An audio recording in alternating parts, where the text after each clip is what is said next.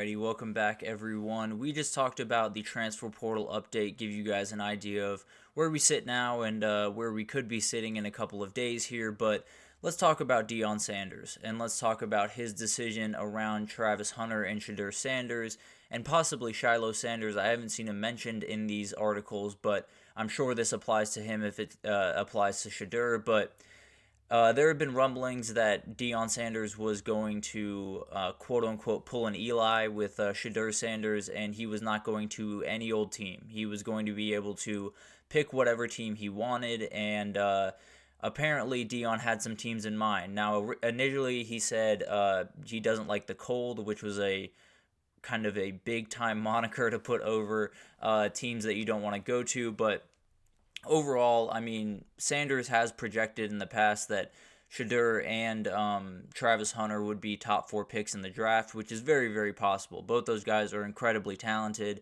can do a number of remarkable things here, I think. But it seems like he has 6 teams in mind that are kind of the teams he will, the way he put it was, quote unquote, allow them to draft his son and Travis Hunter. So those teams are the Eagles, the 49ers, the Cowboys, the Commanders, the Ravens, and the Falcons. So all of the teams he played for, plus the Eagles. So that's kind of the wild card here. Not really sure how that got into the mix. Also not sure how that got into the mix with the not wanting to be in the cold, because Philly gets pretty cold. But at the end of the day, a good franchise that definitely is well run. So makes a little bit of sense. But I think everyone, when this news dropped, had some questions. Everyone has a big opinion on Deion whenever anything comes out. And this was one that I think people were especially aggressive about. This is one no one was very popular of. Now, I'm a Falcons fan, so I'm not necessarily as mad as the rest of everyone, but at the end of the day, I do have a number of questions. And they start with, what does allow mean? Like in real time, what does him allowing all these kids who are over the age of 18, over the age of 21, how is he going to allow them to do anything? Not necessarily to say, like, obviously Deion is Shedeur and Shiloh's father. He is more than welcome to give his advice, give his input, and, guide them in right directions, but he shouldn't be making the decision for them by any means. And Travis Hunter, I get that Deion is a big part of his life and a huge part of his development in this football game, but why would Deion have any say in where Travis Hunter ends up? Now, he's more than welcome to give his 2 cents. I totally believe that Deion giving his 2 cents is a good thing because he's been through this process. He knows what teams are great. He has tons of connections throughout the league, so he'd be goofy to not, at the very least, give his 2 cents to these kids and let them know which franchises kind of stand out to him. But at the end of the day, they can make whatever decision they like. So if Shedeur at the end, towards draft day, decides that he really likes the Arizona Cardinals or he really likes the Minnesota Vikings, whatever it is his father just going to step in and say, no, that wasn't on one of the 6 teams. That's just not how this works. And someone else is going to have to pick him up? Because I don't think that's the best thing for Shedeur. Definitely don't think it's the best thing for Shiloh or Travis. So it'll be really interesting to see this unfold. But my second question overall is just, what's kind of his plan of attack to make this happen? He's tabbed these 6 teams that are, for the most part, really solid teams that don't find themselves towards the top of the draft very often, to be totally honest. I think the earliest one here is, I guess the Commanders at 2 would be the obvious one, but they play some, 9-7 football at times, hang around in the NFC West or NFC East at times, and then Atlanta's at 8. So you have 2 top 10 teams, but the other 4 are very rarely towards the top of the draft because of how good they are. So I'm not sure exactly how this is going to happen in the first place, but they're both very talented kids. They both can be definitely sitting towards the top of the draft this time next year, and Deion has made that very, very clear. He said they were going anywhere from 1 to 4. He said One of them is going 1. The other one will go anywhere in front of 4, so 4 or above, which is lofty goals. Both those guys are capable of doing that. Shedeur would almost have to be the number 1 quarterback in the class for that to happen, but it's not necessarily out of the realm of possibility. The question is, even if Shedeur is one of the best quarterbacks in the draft, even if he's, you know, sitting with Quinn Ewers and Carson Beck on draft night, and there's a little idea of who quarterback 1 is coming off the board, there's a real chance that some of these teams will just go on to Carson Beck or go on to Quinn Ewers because they have this, idea that Shedeur comes with Deion. Shedeur comes with a guy that is going to be watching you like a hawk and be very critical of your franchise every second he gets. So it'll be really interesting to see not only can Shedeur be the number 1 quarterback in this class, but can he be it by a little bit of a margin? Because I think he's already kind of hurt himself with this kind of talk of, knocking off 26 teams to start the process is not necessarily the best way to start your NFL career in general, but also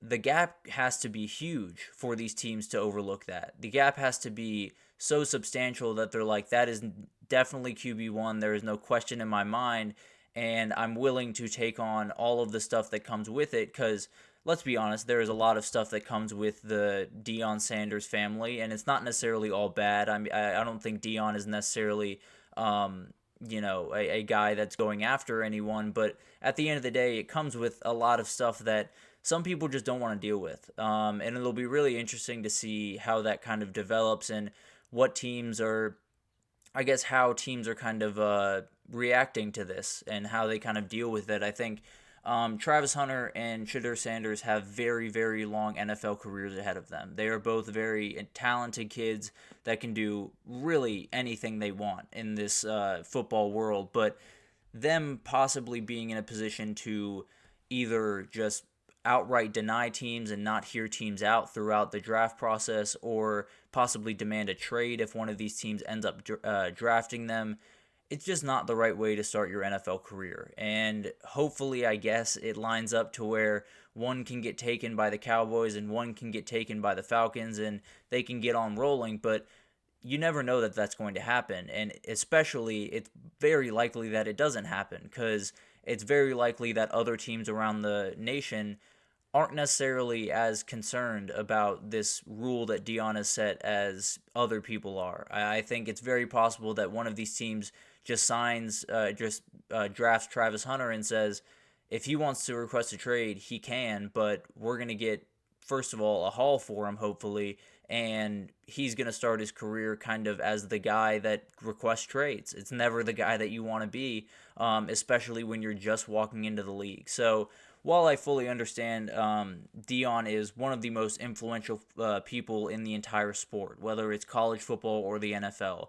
I know that he can get his message out there to pretty much any team that he needs to, especially the teams that he formerly played for, but I just don't know if that's something that is going to fly with everyone around the NFL. I don't know that that's something that Travis Hunter and Shedeur Sanders would really want to follow through on. But at the end of the day, it's going to be really interesting to see this all unfold. I think there's so many moving factors in all of this, and one of my big concerns that I kind of touched on a little bit earlier was he has these 6 teams in mind, and Deion Sanders has incredible amounts of knowledge about how these different organizations work and how these kids work in particular with his sons and Travis Hunter. He knows them incredibly well, and I'm sure he's doing this in the best interest of those kids. I don't think he's ever trying to, exploit them in any way or put them in any bad situation. So